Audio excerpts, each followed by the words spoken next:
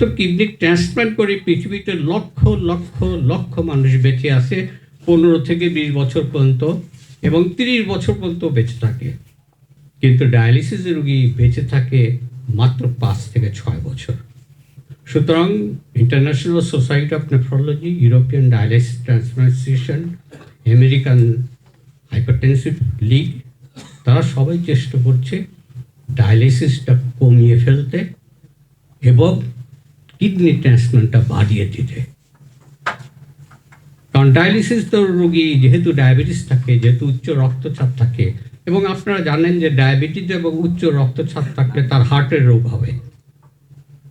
একটা রোগী যখন স্টেজ 4 এবং 5-এ চলে যায় তখন 40% মানুষ হার্ট রোগে ভোগে।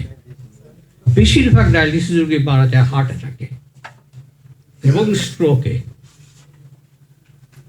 প্রায় 1 লক্ষ হাইপারটেনসিভ 1 লক্ষ মানুষ, 1 লক্ষের উপরে মানুষ বাংলাদেশে হার্টের রোগে ভোগে এবং সেম নাম্বার স্ট্রোকের রোগে ভোগে। সুতরাং আমরা যেগুলো চিন্তা করছি, আমাদের চিন্তাটা চেঞ্জ করতে হবে। কিডনি রোগ আর জীবন নাশা নয়।